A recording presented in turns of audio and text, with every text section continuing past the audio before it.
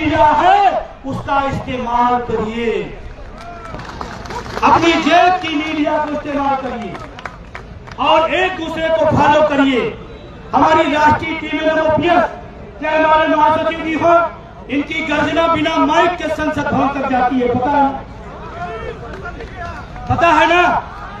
सुरजीत पाजी हमारे वीरेंद्र धारीवाल जी, हमारे महाराष्ट्र के साथी विदेश जी, अमरीक जी और तमाम साथी चाहे जिस राज्यों के हों, एक मजबूत पिलर है और उन्हीं मजबूत पिलर के दम पर, तमाम साथियों के दम पर यह आंदोलन आगे बढ़ रहा है।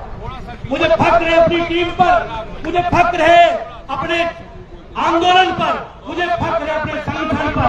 जिस दौर में घोर अंधेरा है, जिस दौर में तानाशाही चरम पर है, कुछ लोग तो हैं जो आवाज लगा रहे हैं, कुछ लोग तो हैं जो आवाज लगा रहे हैं। और अकेला जो प्रोटेक्शन आए हुए हैं यहाँ पर, उनसे अनुरोध है कि आपकी परमिशन 1 बजे तक की थी, 1:30 बज चुका, कृपया करके आप प्रोटेस्ट को खत्म कर दो। ये पता है और सरकार को विजय कुमार बंधु जी को बोलने से प्रशासन द्वारा रोका जा रहा है। आप सुन सकते हैं प्रशासन की आवाज। मैं प्रशासन की पूरी मदद करूंगा, मेरी आवाज जाने दीजिए, मैं प्रशासन की पूरी मदद करूंगा। प्लीज जल्दी खत्म कर दूंगा, जल्दी खत्म कर दूंगा, बिल्कुल मैं खत्म कर दूंगा। मेरा सहयोग करें, आप शांत रहें, मैं खत्म कर दूंगा। आपने अनाउंस कर दिया ना, देख रहे आंदोलन को, आप देखो ये जो चीज है, पुलिस प्रशासन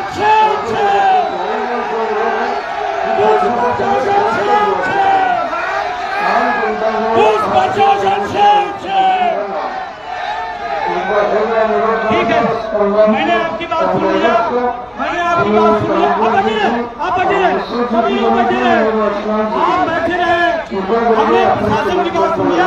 अरे 2 मिनट रुक जाइए, 2 मिनट, बस 2 मिनट रुक जाइए। अब इतना निवेदन किया जा रहा, आप सोचो क्या भगत सिंह इसी दिन के लिए कुर्बानी दिए कि आजाद भारत में हम अपनी बात न कर पाए, यही इसीलिए चंद्रशेखर ने अपनी कुर्बानी दी थी। मैं निवेदन कर रहा हूं प्रशासन से, आपकी गाइडलाइन से लूंगा, लेकिन थोड़ी बात थोड़ा समझ लीजिए। आपकी भी लड़ाई है, आपके बुढ़ापे में सरकार काम नहीं आएगी, वर्दी काम नहीं आएगा, हमारा खून और पसीना आपके लिए भी काम आएगा। ध्यान रखिए इस बात को। अभी हमारे सामने आप बैठे रहे, आप प्लीज आप बैठे, क्यों भाई आप क्यों जा बैठे नहीं जा। मैं प्रशासन का सम्मान करता हूं, उनके गाइडलाइन से चलूंगा, लेकिन आप बैठे रहे। अभी टीटी का मामला है, टीटी का मामला है, टीटी का मामला आ जाते, टीटी क्या सही है क्या? अगर आज मैं एक बात कहना चाहता हूं, 20 साल बाद अगर किसी अध्यापक को टीटी के नाम पर निकालने का फरमान हो सकता है, तो मैं कहता हूं चीफ सेक्रेटरी साहब 20 साल पहले यूपीएससी निकाले थे, आज निकाल के दिखाए, आज निकाल के दिखाए। आप सोचो, और इस देश में क्या हो रहा, निजीकरण, सारी संस्थाएं खत्म, निगमीकरण, संस्थाएं खत्म, सरकारी व्यवस्था खत्म। इस देश में जब सरकारी व्यवस्था नहीं रह जाएगी तो लोअर और मिडिल क्लास मर जाएगा। मैं जाने वालों से मैं कह रहा हूं 2 मिनट खड़े रहिए। आए विजय, पहली गोली विजय बंदूक पर चले, क्यों हैरान हो यार, इतना डरपोक हो, इतने डरपोक हो क्या? लाठियां चलेगी तो हम लाठी खाने पे आए, आप क्यों हैरान हो? इतने भगत सिंह की कुर्बानी को याद करते हो और घोड़े उठा के चल देते हो, गजब की बात है। मैं आपसे निवेदन करना चाहता हूं, मैं आपसे निवेदन कर रहा था, आप कोई अव्यवस्था नहीं पैदा करेंगे, आप शांति में रहेंगे, लेकिन 2-3 बातें हैं जिसको कह के मैं प्रशासन की गाइडलाइन से चलूंगा, इसमें कोई दिक्कत नहीं है। और हमारे लोग पढ़े लिखे हैं, मुझे गर्व है इस मेरे सदन में हर आदमी पढ़ा लिखा है, प्रधानमंत्री मुख्यमंत्री के सदन में पढ़ा लिखा भी, और यहाँ सब पढ़े लिखे लोग हैं नहीं। अब एक बात जो मैं कहना चाहता हूँ, अभी आपको 2 बातों को ध्यान देना है। मैं जितने लोग आए हैं उनसे 2 निवेदन मैं चाहता हूँ। इस आंदोलन को अगर आप बढ़ाना चाहते हैं, इस आंदोलन को आप जीत की तरफ ले जाना चाहते हैं, तो आज से मेरा ये संकल्प है, आपके माध्यम से अपनी कलम चलाओ, आंदोलन बढ़ाओ। कलम चलाओ, कलम चलाओ, कलम चलाओ। अगर आपने अपनी कलम नहीं चलाई तो प्रशासन की तानाशाही और इस देश की मीडिया की ओझल राजनीति हमको आपको खत्म करने में लगी है। आज ये नारा मैं दे रहा हूँ, कलम चलाओ, आंदोलन बढ़ाओ, कलम चलाओ, कलम चलाओ। और एक निवेदन और है, इस आंदोलन से 2025 चल रहा है ना, 2025 चल रहा है। आज से आप संकल्प लेके यहाँ जाइएगा कि इस आंदोलन में हर व्यक्ति कम से कम 25 आदमी को जगाने और जोड़ने का काम करेगा। 25 आदमी को जगाओ और जोड़ो इस आंदोलन से। और आपको बताते हुए खुशी हो रही, हम लोगों ने रामलीला के ऐतिहासिक मैदान में एक बड़ी ऐतिहासिक रैली किया था। हम इस बार भी रैली करना चाहते थे रामलीला में, लेकिन पता नहीं क्यों शासन प्रशासन को NMOPS की रैली अखरती है।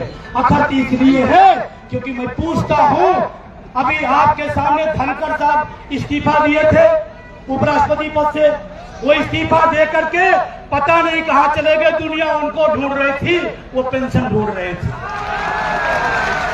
और धनखड़ साहब गए राजस्थान, हम पहले वहां के विधायक थे, उसकी पेंशन उपराष्ट्रपति की 2 लाख और सांसद की 45,000, विधायकी की 32,000, 3.25 लाख रुपए धनखड़ साहब पेंशन लेते हैं। 3.25 लाख रुपए।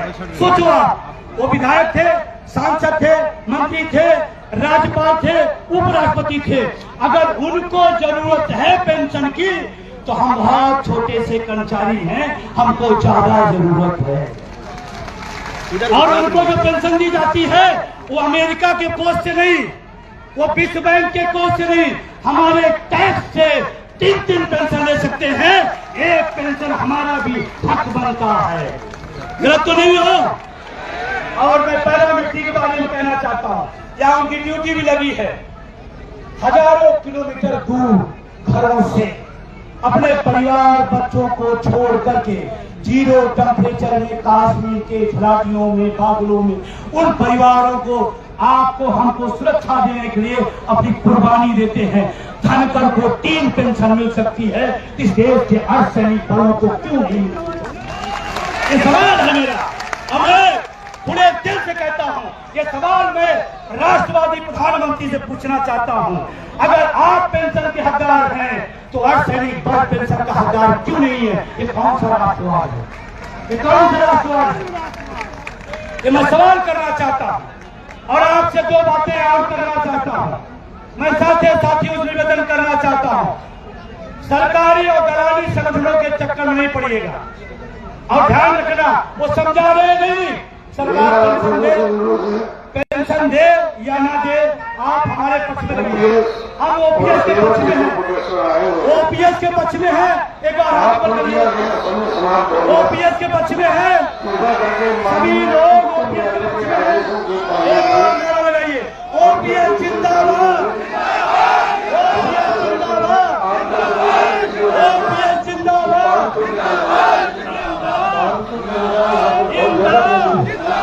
और पुलिस प्रशासन और सरकार तानाशाह, सरकारी तानाशाह, सरकारी तानाशाही मुर्दाबाद, सरकारी तानाशाही मुर्दाबाद। आप देश के कोने कोने में जाइएगा, ये तानाशाही के बारे में लिखिएगा। आप सबका बहुत बहुत शुक्रिया, धन्यवाद। आप सबसे फिर आगे मिलेंगे, बहुत बहुत शुक्रिया। साथियों, इसी प्रकार की अपडेट्स और जानकारी के लिए हमारे चैनल से जुड़े रहिए। अगर आपने अभी तक चैनल सब्सक्राइब नहीं किया हो तो प्लीज़ पहले चैनल सब्सक्राइब कर लो और पास में जो बेल आइकन उस ऑल पर सेट कर दे ताकि आपको हमारा नए वीडियो नोटिफिकेशन प्राप्त हो पाए।